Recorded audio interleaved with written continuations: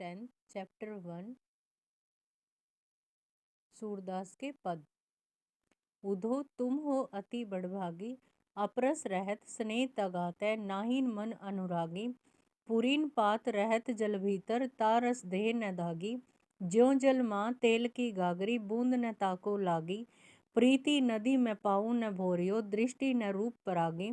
सूरदास अथला अबला हम भोरी, गुर चाटी ज्यों पागी। यहाँ पर बड़भागी का मीनिंग है भाग्यशाली, अपरस अछूता, दूर, स्नेह प्रेम यानी कि प्यार, तगा तागा यानी कि बंधन, पुरीन कमल, पात पात का मीनिंग है यहाँ पे पत्ता, रस जल, देह शरीर, न दागी दाग नहीं लगता, माह मैं, भीतर गागरी मटकी यानी कि घड़ा, ताको उसको,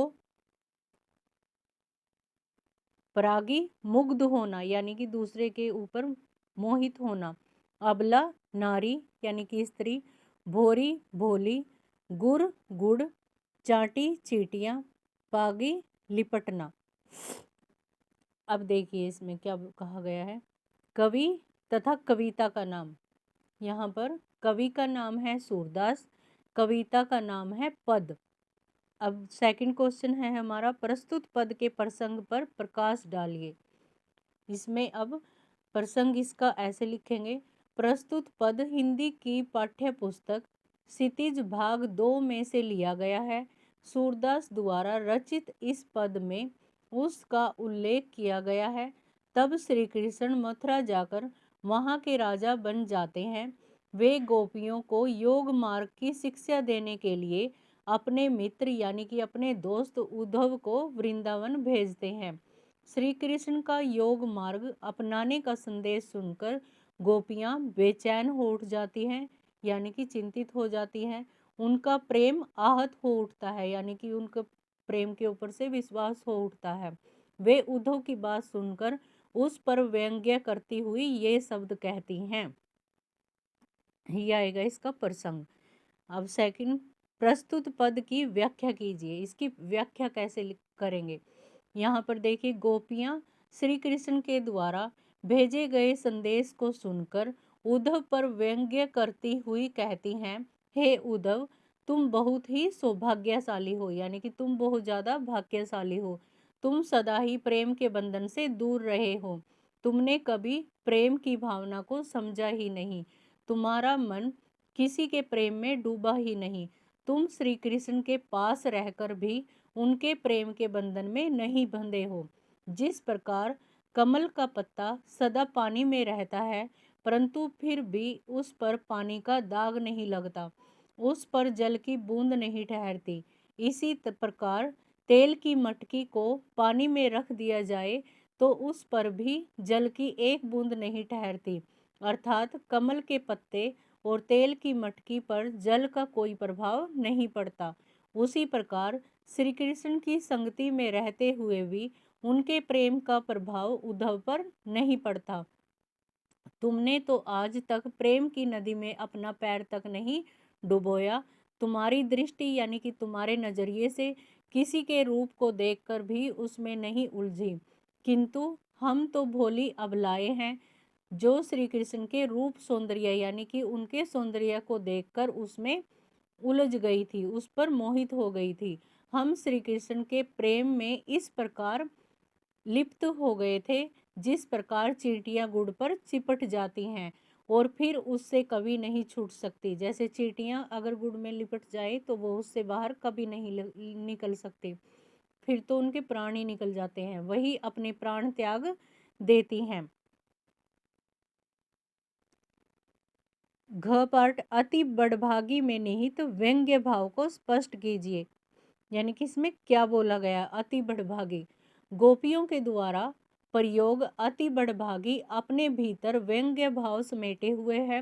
वे मजाक भाव में उद्धव को भाग्यशाली मानती हैं क्योंकि वह श्री कृष्ण के समीप रहकर यानी कि उनके पास रहकर भी उनके प्रेम के बंधन में नहीं बंध सका और न ही कभी उनके प्रेम में व्याकुल हुआ जैसे गोपियां हुई थी।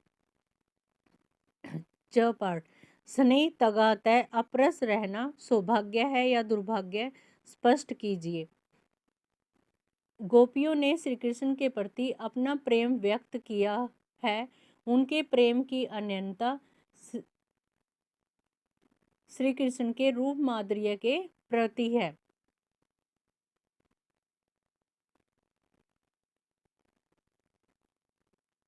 नहीं, ढ पार्ट, गोपियों ने किसके प्रति अपना प्रेम भाव व्यक्त किया है। यहाँ पर गोपियों ने अपना प्रेम भाव श्री कृष्ण के प्रति व्यक्त किया है। स्नेह तगाता अपरस रहना सौभाग्य है या दुर्भाग्य, इसका आंसर स्नेह के धागे से यानी कि प्यार के धागे से दूर रहना अर्थात किसी का प्रेम न पा सकना सौभाग्य नहीं दुर्भाग्य है। जीवन का वास्तविक सुख यानी कि रियल सुख तो प्रेम की अनुभूति में है, न कि सांसारिक विषय वासनाओं के भोग में, यानी कि जो हम लोग ये चीज़ें इकट्ठी करते रहते हैं उसमें। 6 पार्ट, नाहीन मन अनुरागी के माध्यम से किस पर और क्यों व्यंग्य किया गया है। नाहीन मन अनुरागी के माध्यम से गोपियों ने उद्धव पर करारा व्यंग्य किया है, क्योंकि वे श्री कृष्ण के समीप रहकर भी उनके प्रेम भाव को न समझ सके। इस पद में किस प्रीति नदी की ओर संकेत किया गया है। यहाँ कवि ने प्रीति नदी के माध्यम से श्री कृष्ण की प्रेम भावना की ओर संकेत किया है। उद्धव उस प्रेम नदी में कभी डुबकी नहीं लगा सका। पाठ, कौन स्वयं को भोरी और अबला समझती है और क्यों। यहाँ पर गोपियाँ स्वयं को यानी कि खुद को भोली भाली अबलाएं समझती हैं, क्योंकि वे श्री कृष्ण के प्रेम में अपने आप को छला हुआ समझती हैं। उन्होंने सच्चे हृदय से श्री कृष्ण से प्रेम किया, किंतु श्री कृष्ण उन्हें बिना बतलाए मथुरा चले गए थे और वहां से उन्होंने योग साधना करने का संदेश भेजा था। इसलिए गोपियां अपने आप को भोली भाली अबलाएं समझती हैं। गुड़ चाटी ज्यों पागी के माध्यम से गोपियों की किस भावना को दर्शाया गया है।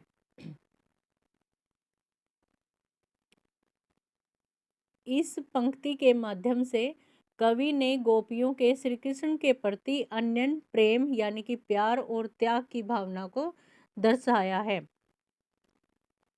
इस पद में प्रयुक्त अलंकारों के नाम लिखिए। इसमें रूपक प्रीति नदी में पाऊं न बोरियो, उपमा गुड़ चाटी जो पागी, उदाहरण जो जल महा तेल की गागरी बूंद न तागो लागी, अनुप्रास नाहिन मन अनुरागी, वकृत उधो तुम हो अति बड़भागी। पाठ, प्रस्तुत पद का काव्य सौंदर्य स्पष्ट कीजिए। अब काव्य सौंदर्य में हम इसकी भाषा के बारे में लिखेंगे, अनुप्रास के बारे में लिखेंगे और इस पद में गेय तत्व विद्यमान है। सेकंड पॉइंट, रूपक उपमा उदाहरण अनुप्रास आदि अलंकारों का प्रयोग किया गया है। भाषा सरल सहज एवं भावानुकूल है। कोमलकांत पदावली का प्रयोग किया गया है। इस पद के भाव सौंदर्य को स्पष्ट कीजिए। अब हम भाव सौंदर्य में इसकी पूरी डिटेल लिखेंगे लेकिन कम शब्दों में। इस पद में कवि ने गोपियों के माध्यम से श्री कृष्ण की भक्ति भावना को अभिव्यंजित किया है यानी कि बतलाया है। ज्ञान मार्गी अथवा योग मार्गी उद्धव पर करारा व्यंग्य किया है। उसे प्रेम भावना से मुक्त व अनासक्त कहा है। दूसरी ओर गोपियों को श्री कृष्ण के प्रेम में डूबी हुई दिखाया गया है। वे श्री कृष्ण के रूप सौंदर्य पर मोहित हुई थी और उनके मथुरा चले जाने पर अत्यंत व्याकुल हो गई थी। वे किसी भी दशा में श्री कृष्ण के प्रेम भाव को दूर नहीं कर सकती थी। इस पद में विद्यमान गेय तत्व को स्पष्ट कीजिए। महाकवि सूरदास द्वारा रचित यह पद राग मलार पर आधारित है, यानी कि इसमें राग मलार आएगा। इसमें स्वर मैत्री का सुंदर प्रयोग किया गया है। ब्रज भाषा की कोमलकांत पदावली का प्रयोग किया गया है जो गेयता के अनुकूल है। प्रस्तुत पद के भाषा वैशिष्ट्य पर प्रकाश डालिए, यानी कि इसकी भाषा को बतलाइए। इस पद में ब्रज भाषा का सफल एवं सार्थक प्रयोग किया गया है, यानी कि इसमें ब्रज भाषा का प्रयोग किया गया है। भाषा माधुर्य गुण संपन्न है, यानी कि माधुर्य गुण है इसमें। लक्षणा शब्द शक्ति का प्रयोग किया गया है। कवि ने शब्द योजना पूर्णतः भावानुकूल की है। अगर आपको ये वीडियो अच्छी लगी है तो इसको लाइक कीजिए।